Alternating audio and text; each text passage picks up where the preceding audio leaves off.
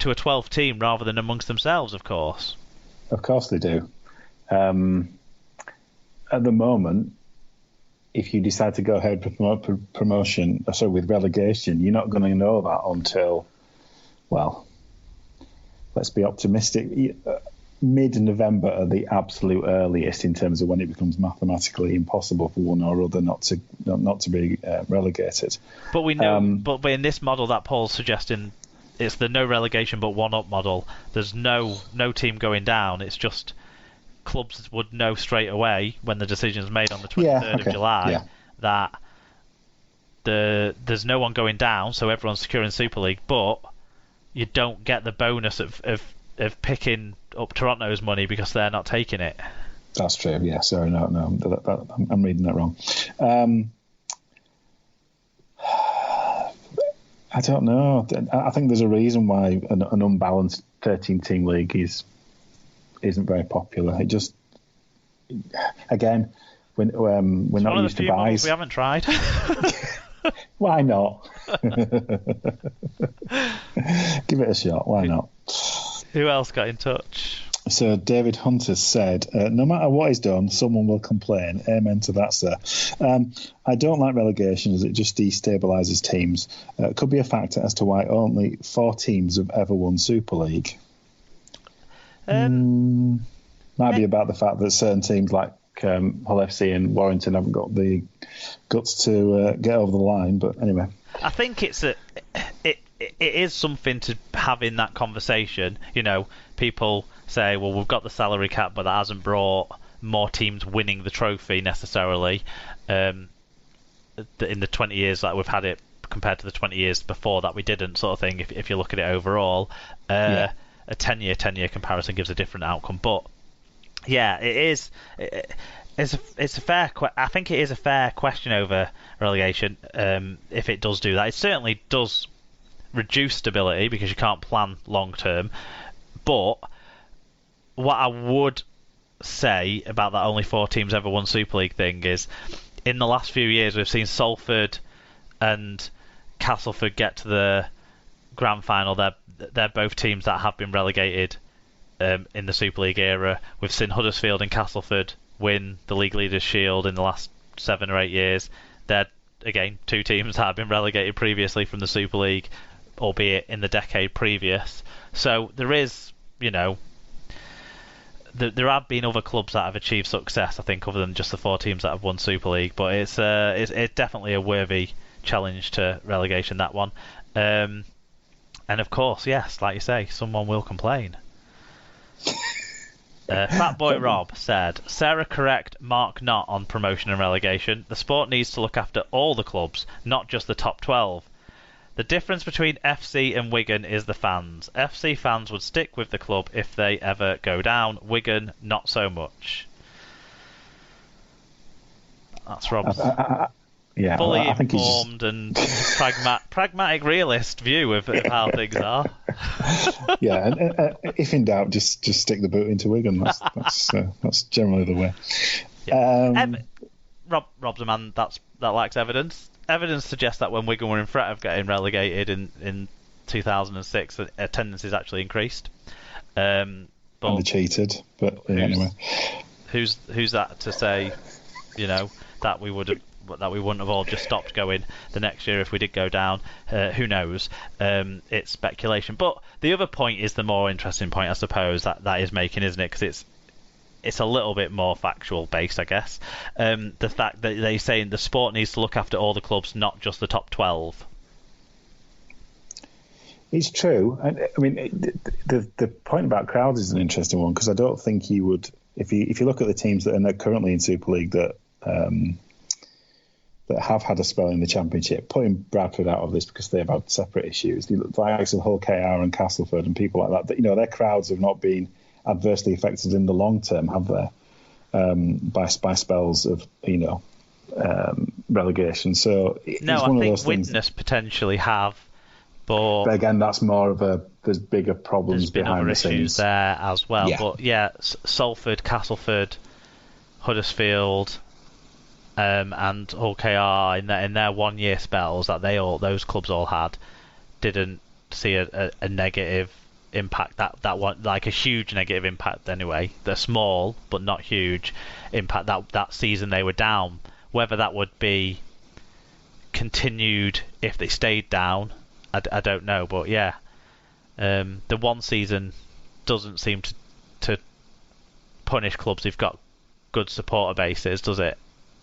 No, and that does argue for a greater level rather than just a one up, one down. If you have a more fluid relationship between the divisions, then that it may work better. But anyway, I think the conversation around the sport needing to look after all the clubs and not just the top 12. Well, first of all, who's to say what the top 12 are? The top 12 right now might not really be the best 12 clubs to have if you had just a 12-team top division. So if we talk the bigger promotion and relegation thing first, in terms of my view on it, because obviously Sarah and Rob both disagree. They are big in favour of relegation, which is fine. In terms of that, I wouldn't, if I was removing relegation in my ideal mind's eye of how our competition would look, I wouldn't just keep the 12 teams now and that's it. That's not how I think it. I wrote earlier in lockdown, if you go to superleaguepod.com and find the post I wrote in April or whenever it was, about we need to redefine a separation between full-time clubs and part-time clubs if we're going to really solidify where we need to be going in the future. So that's not just taking care of the 12 clubs right now that are in the Super League right now.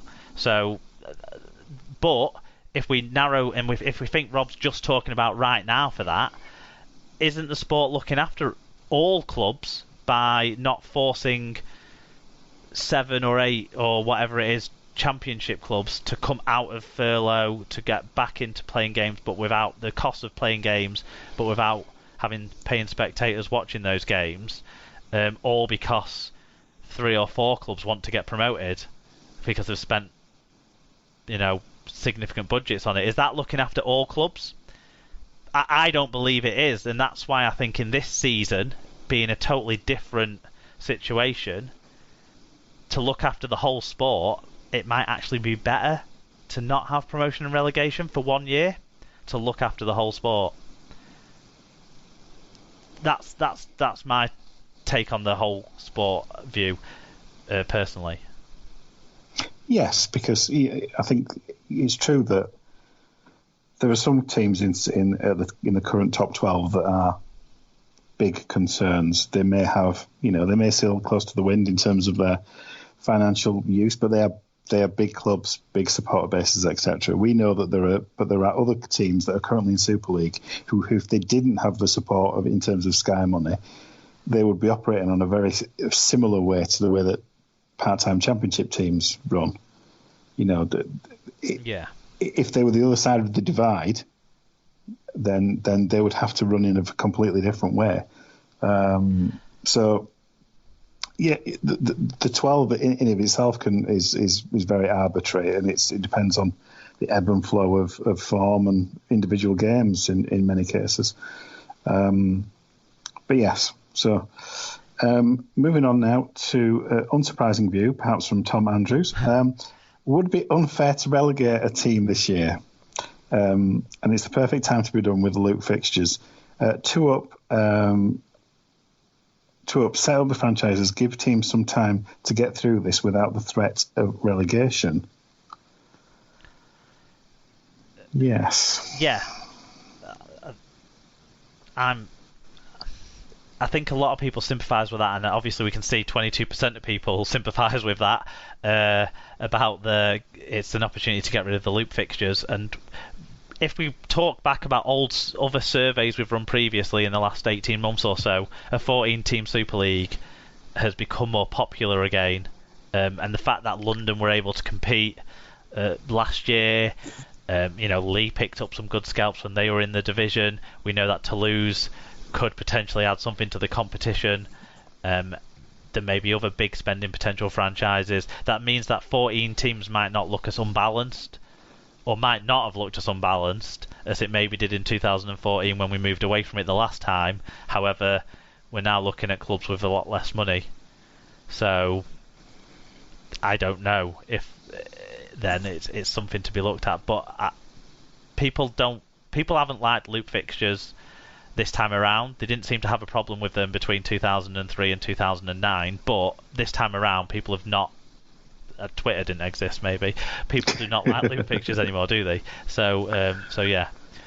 Paul O'Brien at Pop the Viking. This is another Championship fan, obviously. His name gives it away. He says, I think it's time to say that the Championship and League One will not resume until next year and no promotion or relegation. Super League is only coming back because of Sky. This year should be written off and a fresh start next year.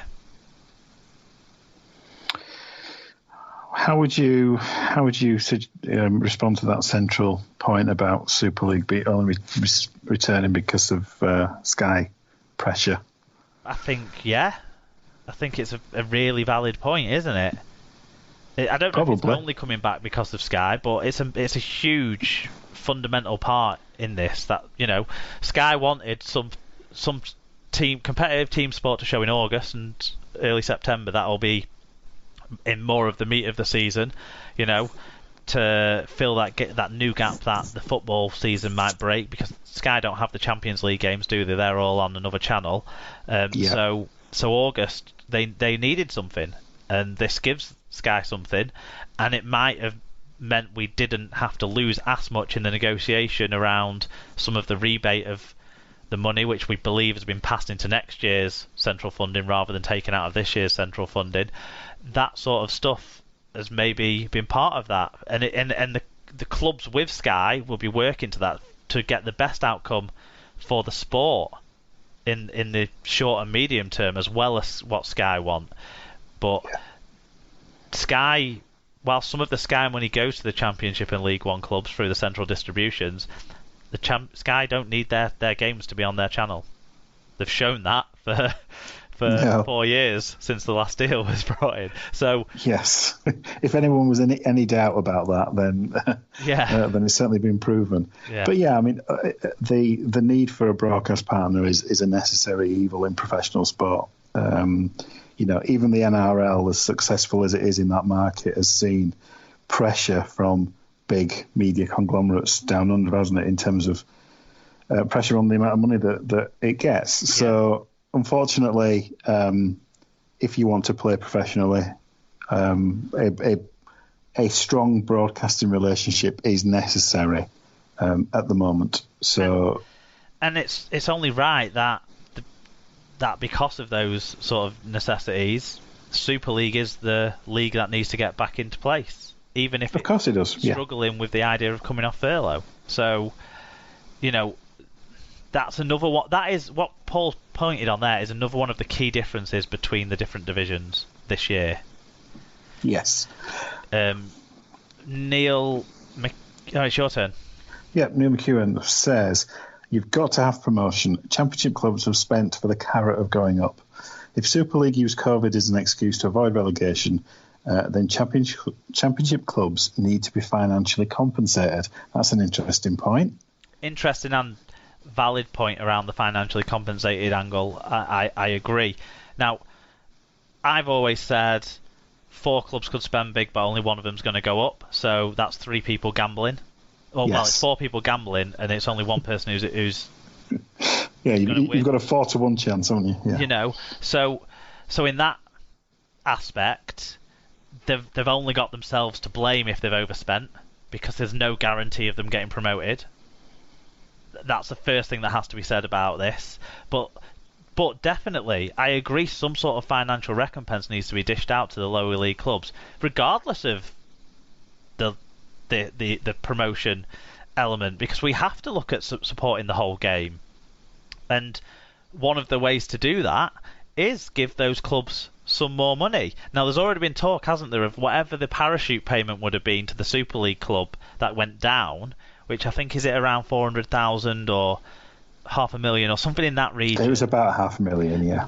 There's already talk of that going to some sort of maybe prize money or something like that for some autumn league of however it will be formulated between the championship clubs at a point where they can get fans back in the stadium as well and give them some sort of competition to work towards and a good prize part at the end of it.